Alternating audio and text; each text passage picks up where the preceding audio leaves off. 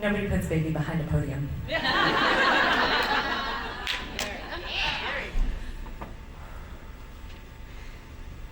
My natural state is extremely strategic and extremely motivated.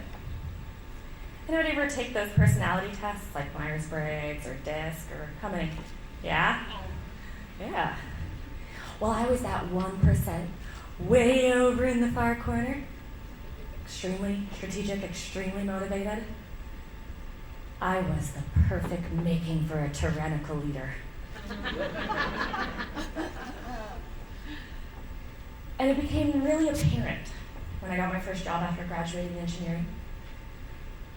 They nicknamed me the Bulldog. So,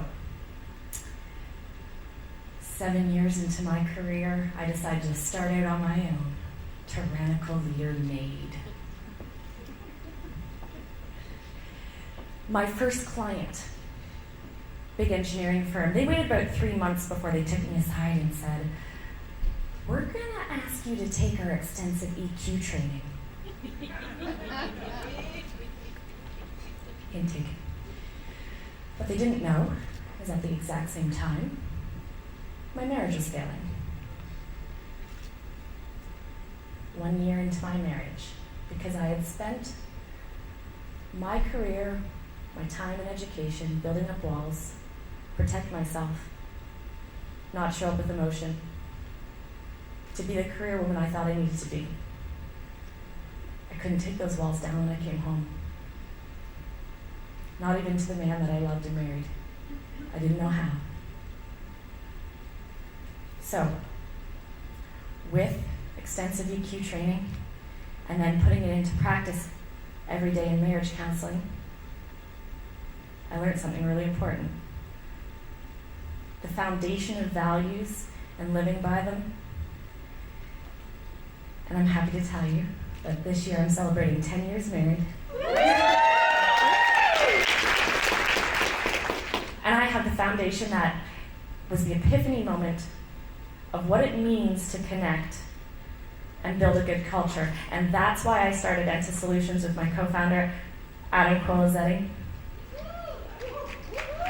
Yeah, thank you for the men who support us. Yeah.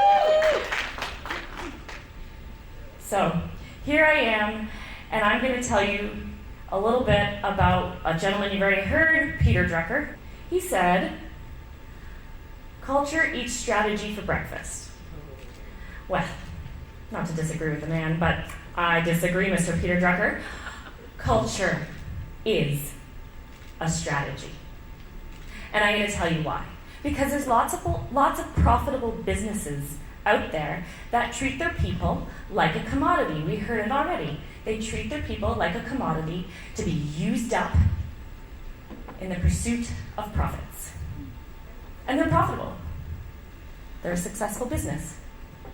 But an engaged culture will yield 65% increased profitability in your company. 65%. How much revenue did you make last year? How much profits? Who wants 65% more? Yeah. 70% of the workforce is currently disengaged. They're either looking for another opportunity or they're just not really participating in their day-to-day. They're going through the grind. 70%. 2 years ago, my sister-in-law was one of them. She got acquired in her business. She loved working for a company. They got acquired by a big business, and she was completely disenchanted with the culture. She left. She's a senior technical engineer. She left the business to go work for a company for a 40% pay cut. Culture is a strategy. The cost to replace a senior technical person, to build a resume, to put it out there, to hire, to interview, to review all those resumes, to select, to ramp up. Any guesses? How much? $160,000. That's conservative. Think you have money to invest in culture? Okay. Want to know what happened after she left? 20 more people followed her out the door. That was a $3.2 million culture ouch to that company. They had to sell their projects to competitors. Yeah, that hurt. Culture is a strategy. You have to start now. I'm going to tell you, entrepreneurs out there, solopreneurs, start now because it's easier to grow it than it is to fix it. There are 3 things you have to do. A lot of 3s today. It's good. First thing you're going to start with, you're going to define your culture with such clarity, such utter clarity that you know how it shows up in actions and behaviors, and you can think about how you're going to see it. Once you've defined it, I want you to build it into everything you say and everything you do. Write it into your procedures. And please, ladies and gentlemen, please, when you write a procedure, it does not need to be boring. I don't know why, when we put on our procedure hat and we start writing how we're going to do stuff, we become the most boring people in the world. Stop it now. You are all fun. I have seen it. Make your procedures fun. When's the last time you enjoyed reading a policy or procedure?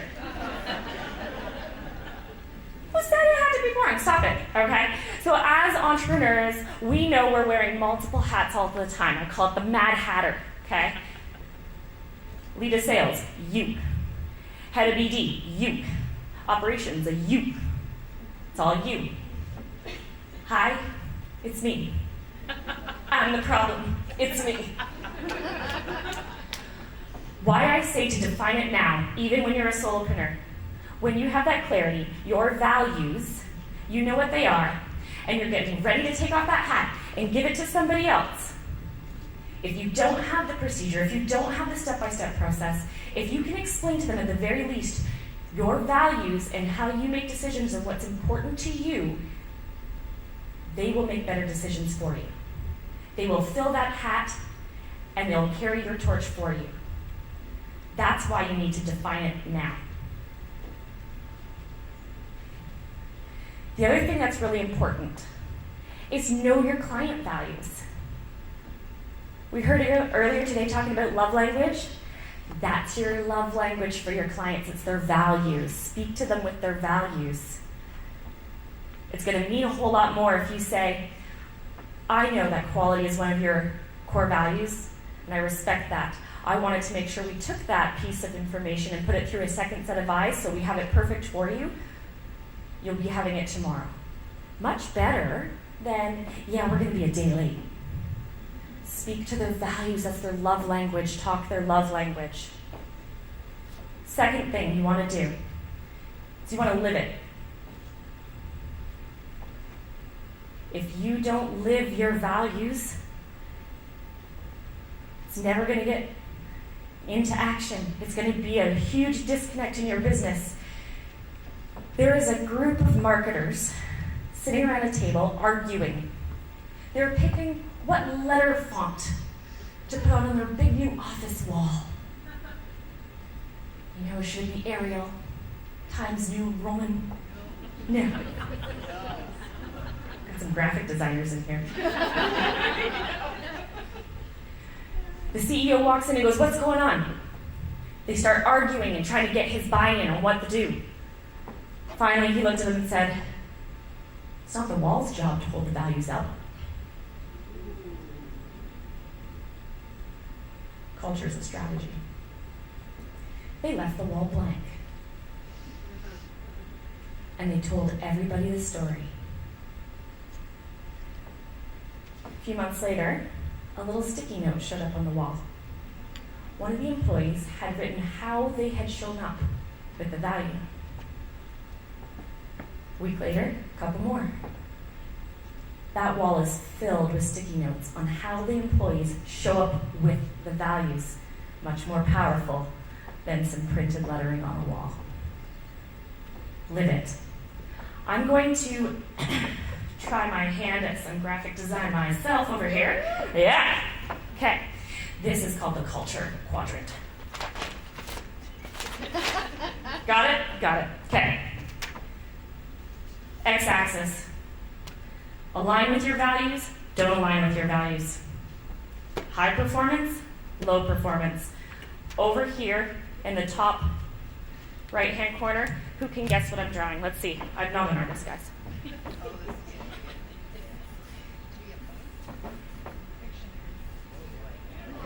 Unicorn. Let's give it a me. Ah, these are your unicorns. Oh, thank you. He needs an eye and a smile. There we go.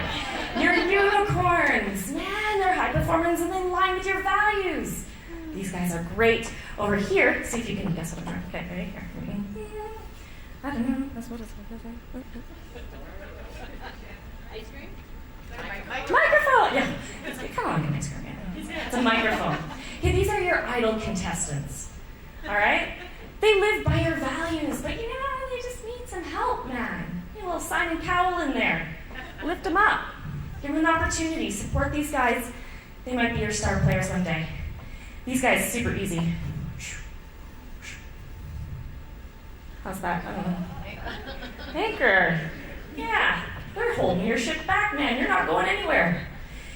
It is okay to self-elect people off the bus. It is okay to inspire these people to leave or to get rid of them faster than that. It is okay. They're going to have a better fit somewhere else. They're going to light up somewhere else, and that's good. Okay, this is the hard one.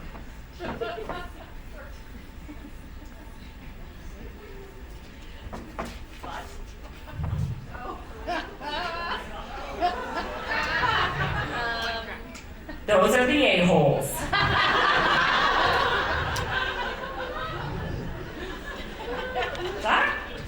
We've all worked with one or for one. And they're the hardest to deal with because, man, they get the results. But they don't live by the values. There is a project manager who did just this. And you know what happened? He got promoted. Leadership loved him, and 5 people left while he was there. $800,000, but that never got put to his project performance, did it? No, that was HR's problem.